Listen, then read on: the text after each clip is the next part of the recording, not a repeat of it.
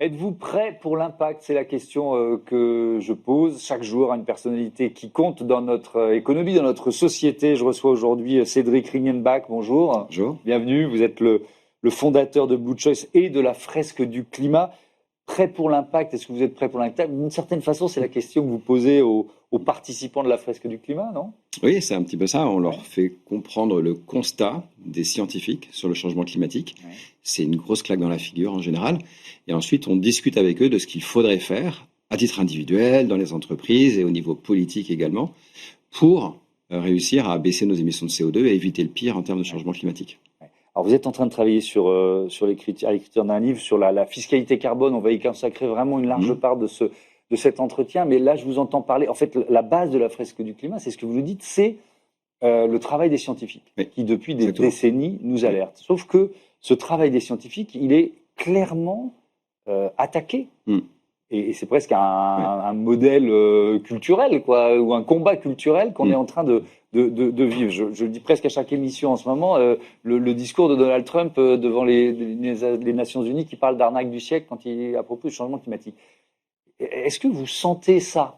C'est-à-dire que chez les participants à la fresque du climat, non, des gens qui disent pas trop vous êtes gentil avec vos idées scientifiques, mais c'est pas si sûr. Non, chez le participant, pas plus que ça, pas plus qu'avant en tout cas. Oui. Il y a toujours des climato-sceptiques, mais en général, ils viennent pas faire la fresque du climat, sauf quand ils sont obligés. Mais c'est ça, on n'a pas vu d'évolution. C'est l'ambiance générale de remise en cause des méthodes scientifiques, de remise en cause de la vérité. C'est vraiment problématique et c'est très inquiétant. Pour moi, c'est un vrai sujet d'angoisse, réellement, vers quoi on va avec cette ère de post-vérité, avec l'IA qui vient en plus nous donner des outils encore plus puissants pour tordre la vérité. Oui, c'est vrai que c'est flippant. Oui. Et ça pose une question sur les outils, nos outils, quand on essaye de s'accrocher justement à la science, à la vérité, à l'honnêteté, pour combattre ceux qui essayent de saper justement ces valeurs. Exactement. Il faut s'organiser, il faut apprendre comment on construit des vérités scientifiques, utiliser tous les outils disponibles, et l'IA y compris, pour analyser les informations, trouver les meilleures sources, etc. Et il faut garder beaucoup d'esprit critique sur tout ce qu'on entend. Alors, il y a ce climat qui est un climat général, États-Unis, Europe, et puis alors, il y a le climat politique français.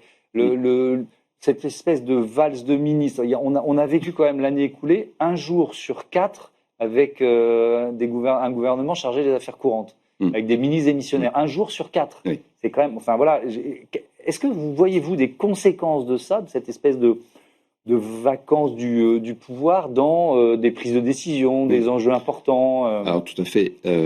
C'est très mauvais pour l'économie de manière générale parce qu'on n'a pas de visibilité. Tout le monde met les projets en stand-by. Et là, on va s'apprêter à parler du changement climatique aujourd'hui. C'est un sujet qui nécessite une vision de long terme. Et donc là, je peux vous dire que le sujet, il est complètement sous le tapis en ce moment. C'est pas du tout l'ordre du jour.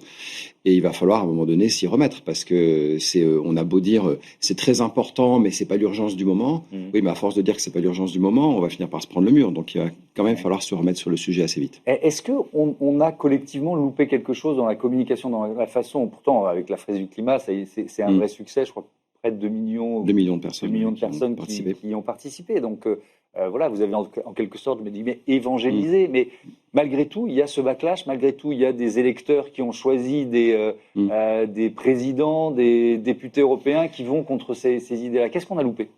Je pense qu'on a loupé des opportunités de communication, notamment quand on a mis en place la taxe carbone. On n'a pas expliqué, on n'a pas fait l'effort de pédagogie au moment où on le faisait. Et ceux qui étaient dans la boucle à ce moment-là le regrettent fortement.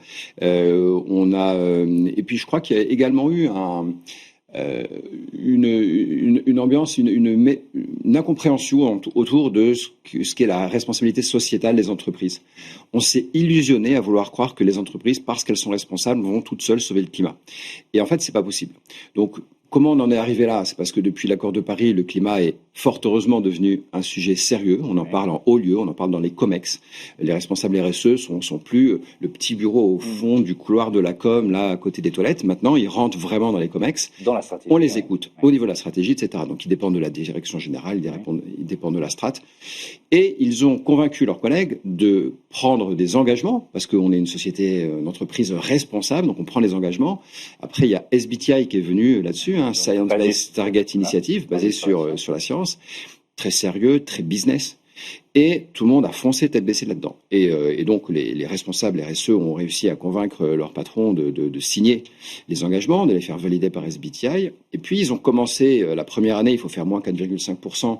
On va changer les LED, on fait des rénovations thermiques, on fait des choses qui sont rentables. Et là, on se dit, c'est chouette, c'est super, on économise du CO2, on économise de l'argent. Ouais, mais une fois qu'on a fait ce qui est rentable, on fait ce qui est neutre.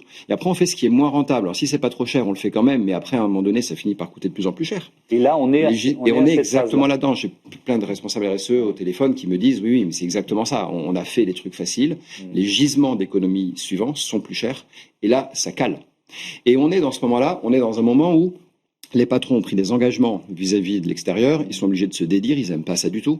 Et donc, il y a un effet de ras-le-bol. Et puis, vous rajoutez la CSRD qui est venue là-dessus et qui a été la goutte d'eau qui fait déborder le vase. Bilan extra-financier avec des centaines d'indicateurs à collecter, très compliqué, qui a fait bosser des grandes cabinets de conseil à des prix phénoménaux parce qu'il n'y avait pas de concurrence, etc. Donc, ça a été le ras-le-bol, la goutte d'eau qui a fait déborder le vase, un ras-le-bol pas possible. Et donc, ce qui est bien, c'est que là, au moins, on va pouvoir sortir de cette phase d'hypocrisie où on pensait que les entreprises vont sauver le climat parce qu'elles sont responsables. Et maintenant, on va peut-être enfin comprendre que pour y arriver, en fait, il faut changer les règles du jeu économique. Oui, et changer notamment cette fiscalité carbone. On va en parler dans un instant, mais je voudrais quand même qu'on parle de la fresque du climat qui connaît... Alors, c'est quoi? C'est une baisse de régime? C'est des difficultés financières? Comment vous décrivez le backlash ça touche beaucoup de monde, y compris la fresque du climat. Donc, le rythme de formation, d'animation a baissé. Mais le projet est toujours là. Il faut rappeler qu'il n'y a que 2 millions de personnes qui ont fait la fresque dans le monde. Donc, il reste 8 milliards quand même. Donc, il faut vraiment continuer. On a un enjeu de le relancer en France. Donc, peut-être de sortir des publics habituels, des gens qui sont déjà un petit peu sensibles et qui viennent faire naturellement des fresques. Il faut aller toucher un public plus large.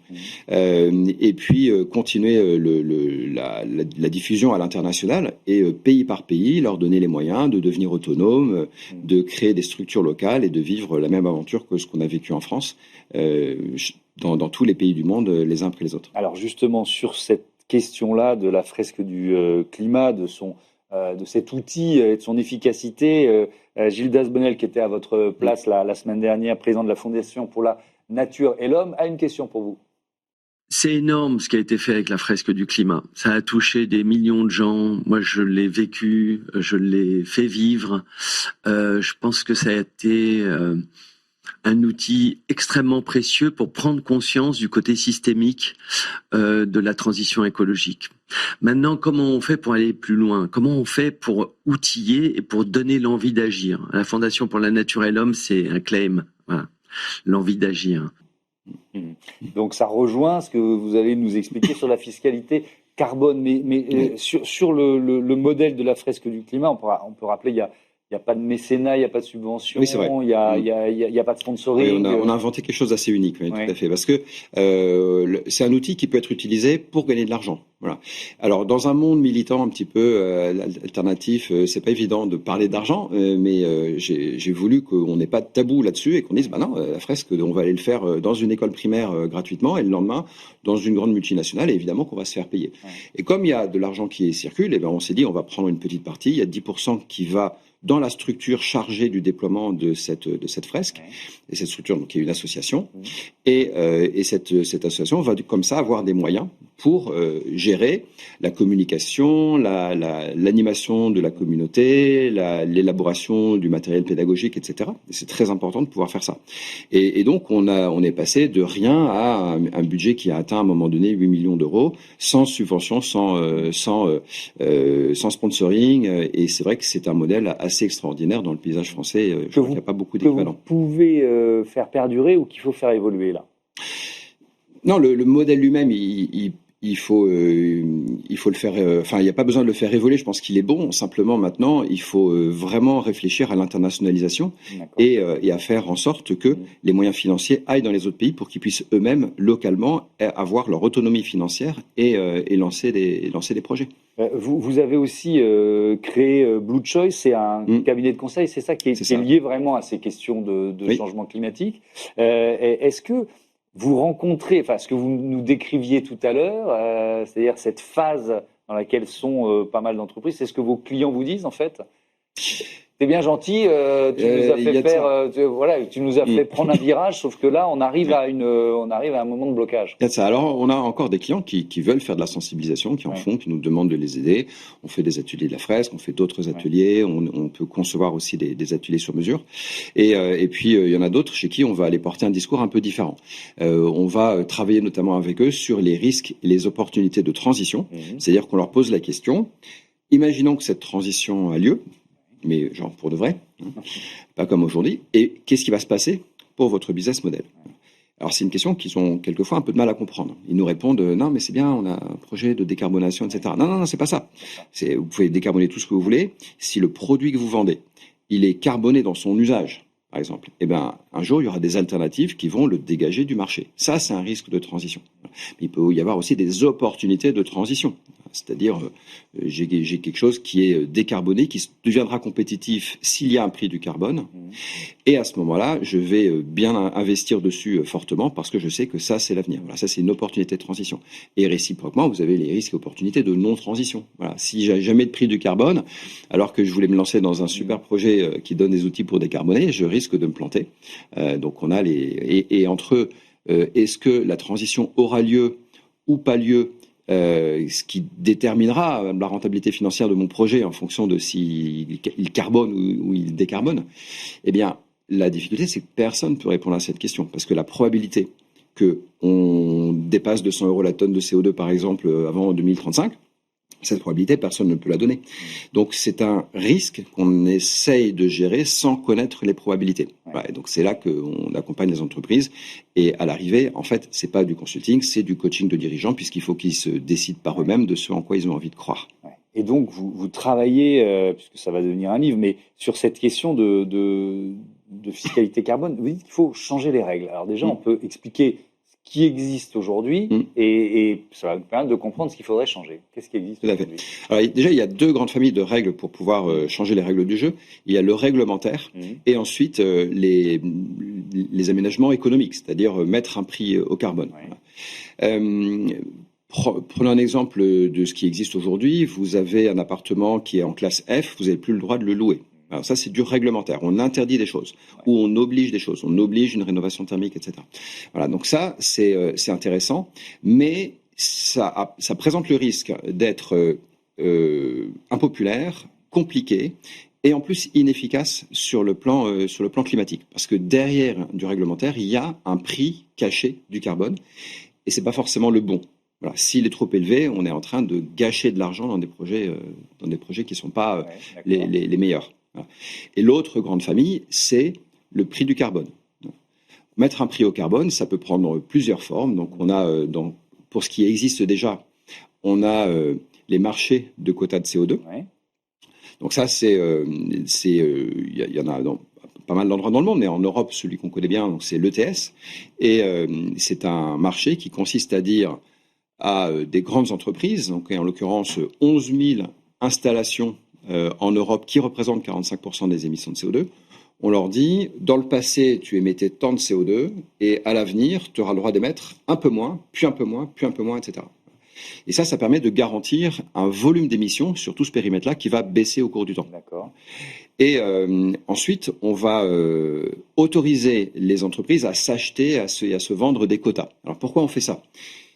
Ça pourrait avoir l'air d'être j'achète des doléances pour avoir le droit de continuer à polluer. J'achète un droit à polluer. Oui. Voilà, mais c'est ça, j'achète un droit à polluer. Mais c'est pas une mauvaise chose en réalité. Il faut bien comprendre la logique derrière.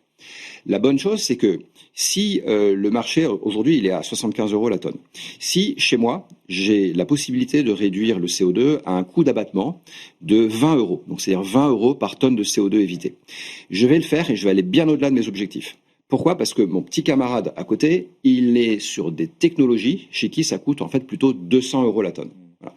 Et donc, je vais à la fin de l'année lui dire, j'en ai en rab, est-ce que t'en veux ? Et là, il va me dire, ça m'arrange bien parce que je préfère te les acheter à 75 que d'investir à 200 chez moi. Et ça, c'est très bien parce que les investissements vont être faits prioritairement là où ça coûte le moins cher. Et ça, c'est très important. Ça assure l'efficacité des investissements de décarbonation. D'accord. Donc ça, c'est le système tel qu'il existe. Ça, c'est le système des quotas. On n'a pas encore parlé de la taxe. Le système des quotas. Alors, la taxe, c'est quoi? La taxe carbone, c'est un système qui consiste à dire on va taxer les énergies fossiles quand elles arrivent sur le territoire. Ensuite, ça va se répercuter dans l'économie.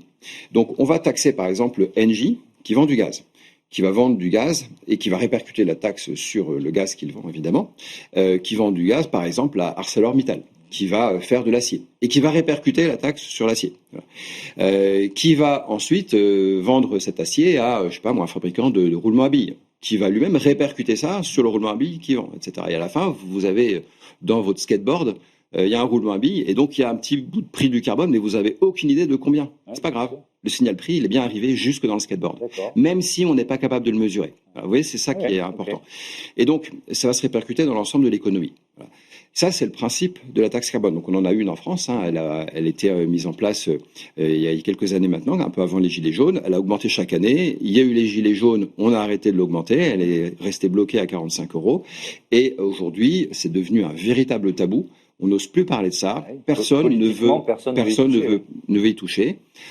Alors qu'il y a quand même des moyens de rendre cette taxe carbone quand même relativement acceptable. Qu'est-ce qu'on pourrait changer? Qu'est-ce qu'on lui reproche? Qu'est-ce qu'on pourrait changer? Alors déjà, c'est vrai qu'on a fait beaucoup d'erreurs autour de la mise en œuvre de cette taxe carbone. Donc déjà, on n'a pas communiqué dessus, on n'a pas fait l'effort de vulgarisation. Ce qui se passe, c'est que la taxe carbone, elle est, par construction, elle est régressive. C'est-à-dire qu'elle va plus impacter les bas revenus. Et ça, il faut commencer par ne pas le nier. C'est une réalité. Plus vous êtes dans les premiers déciles, et plus vous avez en proportion beaucoup d'énergie dans vos dépenses. Voilà. Au prorata de vos revenus, au prorata, attention. Ouais. Quand vous êtes dans les plus hauts déciles, vous avez moins d'énergie dans vos dépenses au prorata de vos revenus. Mais en valeur absolue, vous en avez plus. Bien sûr. Donc ça, c'est important pour la suite. Mais donc, ça veut dire qu'il faut aider les plus fragiles, les plus précaires de nos concitoyens. Exactement. Donc, il faut l'accompagner ça de quelque chose. Mais avant, je voudrais faire une remarque. C'est que, donc, on reproche à la taxe carbone d'être régressive. Mais là, il y a un truc à se rappeler. C'est que les alternatives à la taxe carbone, le réglementaire, par exemple, est-ce que c'est pas régressif? Qui profite des subventions pour les voitures, les automobiles électriques? Qui profite en vrai des subventions pour la rénovation thermique? C'est souvent les plus riches. Donc, les alternatives à la taxe carbone sont elles-mêmes, en général, régressives. Ne rien faire, est-ce que ce ne serait pas régressif aussi? Qui va le plus souffrir du changement climatique? C'est les plus pauvres. Donc déjà, rappelons ce point-là avant de continuer. Et en plus de ça, si on veut, on peut faire en sorte que ce ne soit pas régressif. Donc le mécanisme, il est assez simple. On a collecté un volume de taxe carbone et ensuite on va le recycler, c'est le terme technique chez les économistes, on va le recycler à travers une redistribution égalitaire. Donc on appelle ça un chèque vert, un revenu universel climatique, un dividende carbone. Voilà, c'est différents vocables qui sont utilisés. On me donne le même chèque à tout le monde et quand on fait ça, ça devient redistributif parce que les plus hauts déciles, ils utilisent moins d'énergie au prorata, mais en valeur absolue, ils contribuent beaucoup plus. Voilà. Et si on redistribue à tout le monde, on va avoir quelque chose où les plus bas déciles vont gagner plus à la fin de l'année que les plus hauts déciles. Et du côté des entreprises, parce qu'on peut dire que c'est les grandes multinationales qui mettent le plus de CO2, comment la révolution que vous proposez va s'appliquer aux entreprises, et notamment aux grandes entreprises? Alors déjà, je vais répondre en deux temps. Le premier, c'est que oui, les grandes entreprises émettent beaucoup de CO2, mais pour produire des choses que nous, on leur achète. Oui. Voilà. Donc, la question est de savoir qui est responsable entre celui qui émet, qui produit un objet et celui qui l'achète. La question se pose. Et il y a franchement beaucoup d'hypocrisie autour de tout ça, parce que on va aller bloquer une assemblée générale d'une grande banque, d'un grand pétrolier, etc. Puis après, on rentre chez soi, on fait le plein et puis tout va bien, quoi. Donc, Coluche, un grand économiste et un grand philosophe du XXe siècle, avait dit quand je pense qu'il suffirait qu'on arrête de l'acheter pour que ça se vende pas. Il avait résumé en une phrase hyper explicite ce débat entre qui est responsable entre l'offre et la demande. Bon, donc, Premièrement, si on pouvait jouer sur la demande et sur l'offre via une taxe carbone, parce que ça jouera sur les deux, hein, la taxe carbone et le prix du carbone est agnostique par rapport à l'offre et la demande, ça jouera sur les deux en même temps, ça pourrait aider. Et donc, la question c'est, est-ce que les elles préfèrent la taxe, elles préfèrent les quotas? Alors, il y a entre la taxe et les quotas, il y a un petit peu un malentendu qui s'est installé parce que les quotas, ça sonne libéral, pro-entreprise, etc., pour des raisons de vocabulaire, parce qu'il y a le mot marché dedans, parce que l'échange d'argent se fait entre les entreprises et ne passe pas par l'État, donc quand on n'a pas trop confiance dans l'État et sa capacité à gérer, on préfère s'échanger l'argent entre nous. Donc les quotas ont un côté plutôt libéral, de droite, pro-patronat, voilà. Et alors qu'en face, la taxe, les écolos, ils aiment bien la taxe parce que, en gros, c'est un vocabulaire guerrier, il faut faire payer ces grands méchants industriels. Quand on est écolo, il se trouve que parfois on est aussi un petit peu altermondialiste, anticapitaliste, ça arrive, et donc on aime bien cette idée qu'on va faire payer les grands méchants industriels. Voilà. Et vous dites que mais en réalité, c'est une quoi. erreur totale parce que, regardez, la taxe carbone, elle permet quoi? Elle permet de connaître le prix à l'avance. Et l'entreprise, elle a besoin de quoi? De connaître le prix à l'avance, elle a besoin de certitude, alors qu'avec les quotas, elle ne l'a pas, cette certitude. Donc la taxe carbone, on connaît le prix à l'avance, et on ne sait pas exactement combien ça va faire baisser les émissions de CO2. Les quotas, c'est exactement le contraire. Les quotas, c'est quelque chose qui permet de connaître à l'avance de combien on va faire baisser chaque année, mais l'inconnu, c'est le prix. Et on l'a vu, les marchés de l'ETS existent depuis plusieurs années, et c'est le bazar parce que on ne connaît pas à l'avance le prix, donc on ne fait pas les investissements, du coup le prix l'augmente et puis il baisse, etc. Ça fait des oscillations, et c'est très désagréable pour les entreprises. Voilà, donc en pratique, les entreprises devraient préférer la taxe qui leur donne de la visibilité, et les militants du climat devraient préférer les quotas, si c'est bien fait, parce que ça devrait permettre d'assurer de baisser les émissions en volume. Vous avez parlé de chèque vert tout à l'heure. Est-ce que c'est quoi? C'est une sorte de, on pourrait parler de dividende carbone. Comment vous l'expliquez ça? Il faut lui trouver un terme. Voilà, il y a plusieurs vocabulaires qui ont été inventés. C'est un chèque qui est redistribué à tout le monde, et donc ça a été déjà mis en place dans certains pays. L'Alberta au Canada, l'Autriche et la Suisse le testent depuis peu. Et l'enjeu, évidemment, c'est de pas faire ça discrètement, et au contraire, que les gens reçoivent chez eux une lettre en leur disant ben voilà, ce mois-ci ou cette année, on a collecté tant avec la fiscalité carbone, et vous recevez un chèque de temps qui est le produit de tout ça. Voilà. Ce qui est une façon de faire accepter une taxe carbone, parce qu'on en revient à la frilosité politique dont on parlait tout à l'heure. Et alors, en ce temps de chaos et d'incapacité au compromis, malheureusement, je vais être là un peu pessimiste. Je vois pas quelle politique va porter la taxe carbone. Imaginons la campagne présidentielle dans un an comme étendard. Vous voyez ce que je veux dire? Oui, les politiques ne portent pas un sujet par eux-mêmes. Ils portent un sujet qui est dans l'air du temps. Donc la première étape, c'est de faire en sorte que ce soit dans l'air du temps. Donc merci de m'inviter. Il faudra continuer. Je vous enverrai quelques économistes si vous voulez sur ce plateau, et faire en sorte que ça devienne un véritable sujet dans les milieux économiques. Et aujourd'hui, on entend beaucoup plus parler de fiscalité carbone, de prix du carbone dans les milieux économiques que dans les milieux écologistes. Et c'est inquiétant. Enfin, c'est inquiétant. C'est plutôt un signe des temps. Ça interroge en tout cas.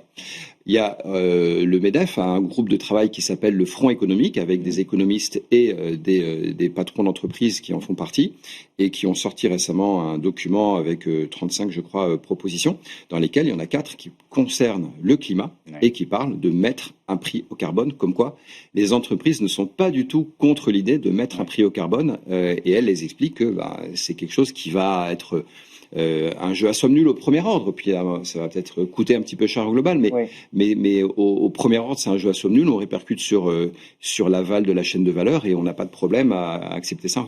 Et si je vous comprends bien, on en revient au tout début de notre discussion, indispensable pour que les entreprises continuent de faire évoluer leur modèle, en fait. Sinon, elles n'y arriveront plus. Oui, c'est parce que les gains faciles et rentables ont déjà été faits, quoi. Les gains faciles et rentables ont déjà été faits. Il faut aller vers les gisements d'économie de CO2 suivants, qui coûtent de plus en plus cher, qui vont coûter de plus en plus cher.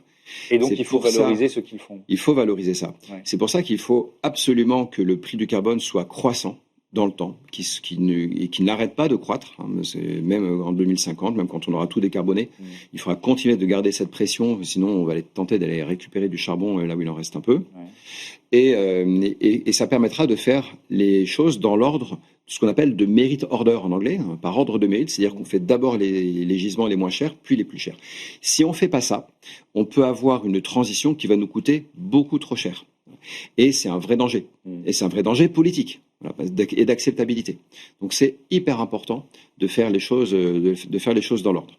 Voilà. Dernier mot, il nous reste 40 Ça secondes. marche. Est-ce qu'on peut le faire tout seul? C'est-à-dire, alors je ne vais même pas dire au niveau français, au niveau européen, ou est-ce qu'il faut que ce soit forcément un mouvement mondial? Alors, c'est pas obligatoirement un mouvement mondial. S'il y a une petite différence entre le prix du carbone sur un territoire et à l'extérieur, ça pose pas forcément des très gros problèmes. La Suède et la Norvège ont une taxe carbone à 100 euros, plus de 100 euros, et ils s'en sortent bien. S'il y a trop d'écart, ça peut créer des fuites de carbone. Donc, il est important de se protéger par un mécanisme aux frontières. En Europe, on est en train de mettre en place le MACF, mécanisme d'ajustement aux frontières, qui permet de gommer un peu les différences. Voilà. Et donc ça permet d'être plus efficace sur le plan écologique, parce que ça évite les fuites de carbone, et puis de préserver la compétitivité des entreprises. Merci beaucoup, Cédric Ringenbach, et à bientôt sur Be Smart for Change. C'est l'heure tout de suite de notre rubrique Startup.